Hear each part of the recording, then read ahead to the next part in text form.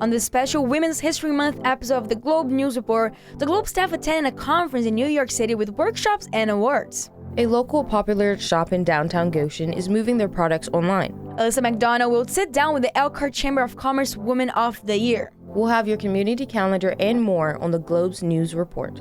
Welcome back to the latest episode of the Globe News Report. My name is Isabel Massud. And I'm Egypt Boyd. For the last week of Women's History Month, we have an all-special female show and a special guest interview who will join Alyssa McDonald later in the show.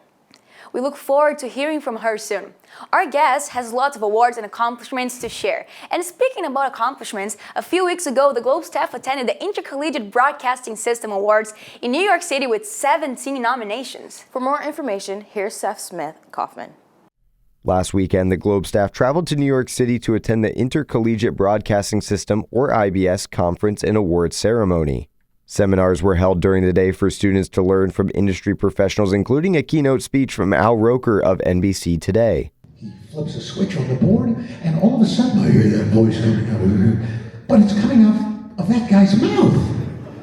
How can that be? The Globe staff also had the opportunity to venture off into the city, eating out in New York's various restaurants, sightseeing, attending Broadway musicals, and shopping. The weekend culminated with the awards ceremony, where the Globe was up for 17 nominations. A little nerve-wracking. I'm excited, but as the day's gone on, we've kind of been counting down the hours. It's gotten a little more like, here we go, it's about to get underway. A little nervous. The anticipation's kind of killing me at the moment, but I'm very excited, and it's just honestly an honor to even be nominated in the first place.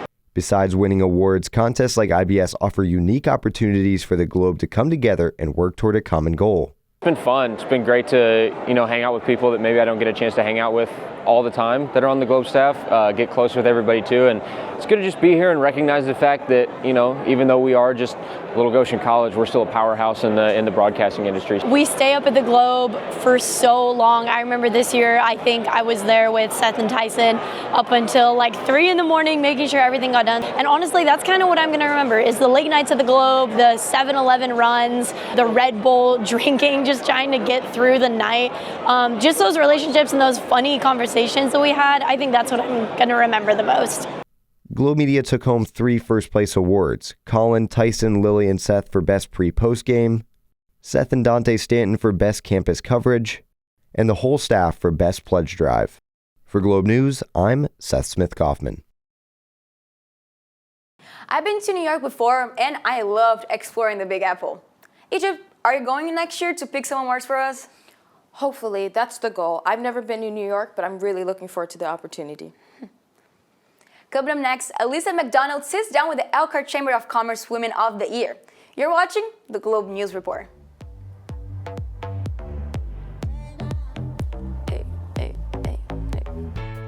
Goshen students enjoy an amazing record of success. What's the secret? It starts with hands-on learning experiences.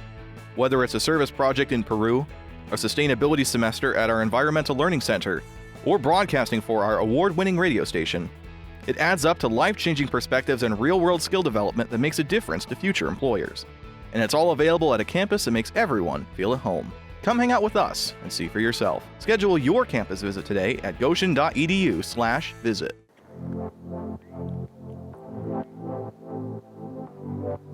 You're watching the Globe News Report. Joining me now in the studio is Jess Kosher, who was recently named Woman of the Year by the Elkhart County Chamber of Commerce. Jess, thank you so much for joining me in the studio today. Thank you for asking me. This is very exciting. So first off, as I said, what was it like accepting this award from the Chamber of Commerce? It must have been such a fun event, such a big deal. Tell me a little bit more about that.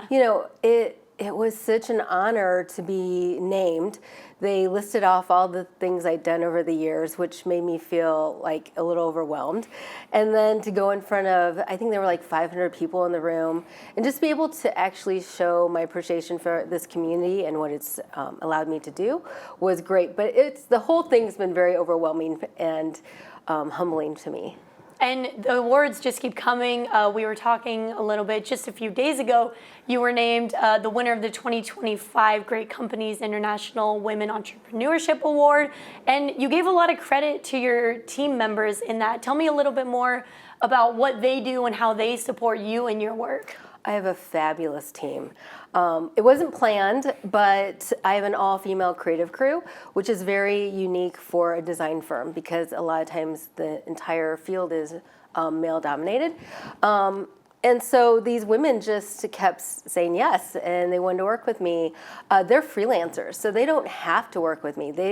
They choose every year to do that. And there's 9 of us. I have graphic designers and animators and people who do writing and copy.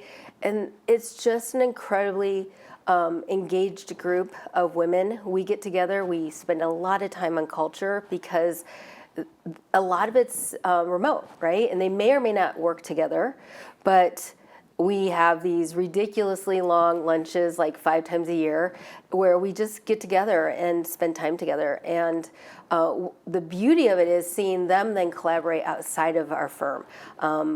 Cindy and Jasmine just finished a children's book together. And so it's just very rewarding to see when you give to a group of creatives and women. We have a different feel to our firm because of their energy.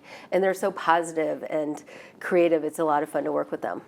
And talking more just kind of about, women in general in the field, especially in digital design, you do a lot of outreach work with small businesses, especially in the community. What was it like, what was the decision, to get in the community and actually get hands-on with some of these small business owners? What made you want to do that? So our firm's really unique in that we're not just a design firm. We do everything a design firm does, from website building and digital media and all of that sort of thing. But we have a second side of our firm, which is all consulting. And it's not marketing consulting, it's like business consulting. So part of it was, it sort of just happened. South Bend Elkhart Regional Partnership, I was involved with them, and they asked me to start to revamp a entrepreneurs program. And so I was an entrepreneur. I did not see myself doing this. I spent 25 years in nonprofit work, not business. In fact, I didn't know how to run a business. And so through my journey, I've really focused on helping other small businesses, because we know our hustle. We know what we're doing, right? If you're a taco truck, you know how to make tacos, but we may not know how to run a business. 90% of small businesses fail. And I think they fail not because they don't know what they're doing. They know how to do their thing. They don't know how to run a business. And particularly minority and women businesses don't always have those connections. Like, they don't have an attorney they can call. They don't have a CPA. I was unique in that I was a fundraiser for years, and I worked with United Way. So I had all these connections in the business, the local business community. So when I started my business, I knew who to call, right? And people helped me. And so it's my mission to help other entrepreneurs be successful. If they have a bad business concept, that's not going to save them. But if they have a good business concept, but they don't know how to read a P&L, or they don't understand marketing, it's a shame if their business go under. And I'd like to see that be less of a challenge for them. And over the years, how have you seen Elkhart County kind of embrace these, like you said, minority business owners, especially women out here? There are so many things that, I think for all startups and entrepreneurs, when you look at what built Elkhart County, it's small businesses, right? It's homegrown businesses. We're the RV capital of the world because people started RV companies in their chicken coops, right? We are a community. What I love about this community is we're a community of, strong, innovative, gritty people who don't give up. And I've seen it over time. They also give back to the community, and that's what I love about Elkhart County. I love that we do stuff with handshakes. We do stuff built on relationships. We collaborate, and for me, that's so special and why I love where we're at. And going back to the awards, how rewarding is it just for you to finally, start to be recognized for all this work that you've put in over the years, building up this community? It's unbelievable. In my career, I have been up for several jobs, and I've been second place. And mostly it's been because I wasn't wide enough, I wasn't straight enough, or I wasn't male enough. And they've even told me that. You're everything we need, but you don't fit these boxes. And so I felt like I was never going to make a significant impact, or I was being limited in my impact. And so this has kind of made me go, you know what, I kept my head down, I just kept working on it. And so to get some of these awards and to be recognized is just not only humbling, but it's gratifying to see my life's work being acknowledged. And it just makes me go, okay, do more, right? It's giving me a platform to do more, to talk to people. So people are reaching out and saying, hey, I'd really like to talk to you about my business, or I want to know how you did it, or I'm feeling discouraged. And that makes me happy because it allows me to help other people. And talk about doing more. What are some events that you guys are putting on, or fun panels, podcasts? What are some things that we can look forward to coming from you and your team? So one of the things that we're really excited about that we've been asked to do is to rebrand and elevate the Bristol Corn Dog Festival, which is happening September 6th. We're very excited. We want to turn this festival into a tourist attraction for the town of Bristol and for Elkhart County. So that's very exciting. 90% of the corn dogs made in the nation come out of Bristol. So we've got so many fun things planned. We've got a corn dog eating contest. We have a wiener dog costume contest. We have the artisan well-crafted village with all local artisans. We got food vendors who are asked to do their own take on a corn dog. They have to do a corn dog inspired dish. We have music groups coming in and all kinds of entertainment. And right now we have this incredible offer called, I think it's Creating Places through Patronicity. And so people in the community can give to the festival. We have a matching grant, but we have to make the match to get the money. And they'll just give us a matching grant to do this festival. So very excited. We're also right now leveraging to get corporate sponsors and things like that. It's a fundraiser for a program called The Hub, which helps people feed people and emergency services for the town of Bristol and surrounding townships. So it's really important, but it also brings a lot of fun. So we're very excited about that. Like, it's taking over a large part of our brain right now. Well, we'll make sure to be down there to get some coverage of that, get some footage, the whole 9 yards. But just thank you so much for joining me in the studio again to chat with me, and congratulations again on all your awards. Thank you so much. When we come back, we'll send it back to Egypt and Isabel. They've got more news on the way. You're watching the Globe News Report.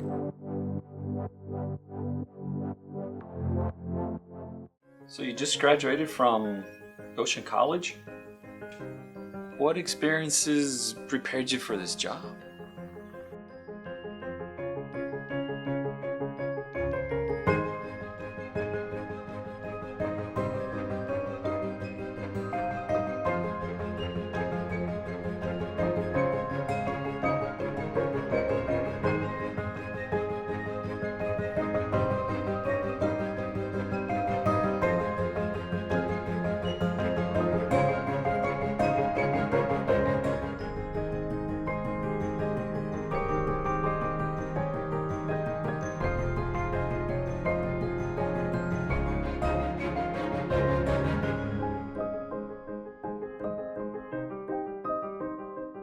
Where do I begin?